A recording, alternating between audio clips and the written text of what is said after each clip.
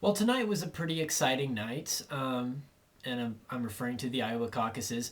Ron Paul came in a solid third place with 21% of the vote, earning over 26,000 votes in Iowa. Now, some of you may say, well, I'm disappointed that he didn't get first or even second place and he only finished with third.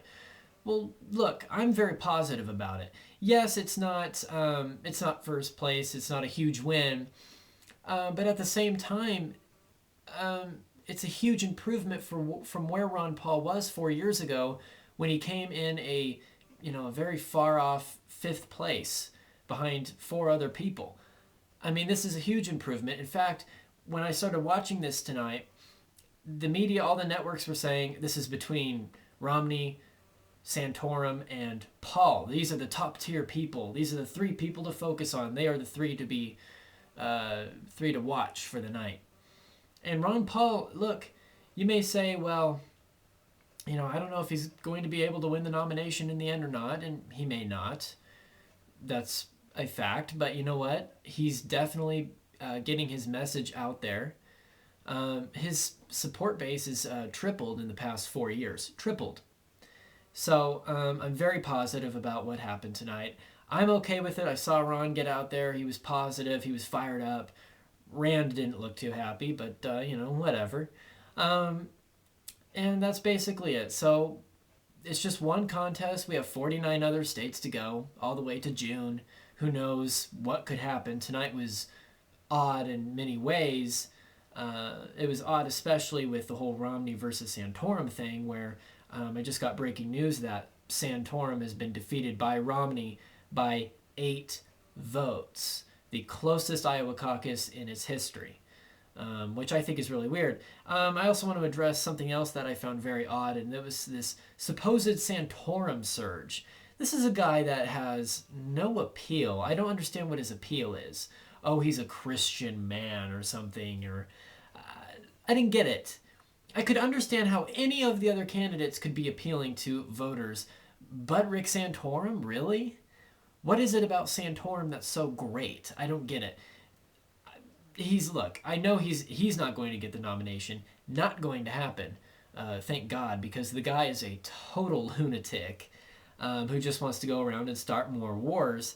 It was also deemed in 2006 he was one of the most corrupt members of the Senate, and that was shortly before he got voted out of office in Pennsylvania in 2006 and was replaced by Democrat Bob Casey.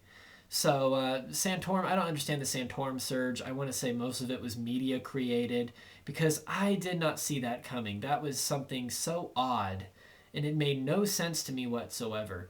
Because again, like I said, there's no appeal to the guy. He just says simple, stupid things like America's going to be great again, and we got to defend America from our enemies. I mean, it's just typical Republican garbage. And Romney, whatever, uh, yeah, the media was banking on Romney to win Iowa, and now they're saying Romney, has New Hampshire in the bag for next week. Well, I don't know about that. After tonight, who knows? I think next week it's going to be a four-way battle between four candidates here. It's going to be Romney, Paul, Huntsman, and maybe Gingrich. Santorum isn't going to be part of the equation. His little, let's go fly around the world and bomb people message just doesn't fly very well in New Hampshire, especially when you're trying to back it up with all this theocratic garbage. So, yeah, Santorum, I don't see how he's going to be competitive in a state like New Hampshire. But I can definitely see Romney, Paul, Huntsman, and maybe Gingrich be competitive in that state.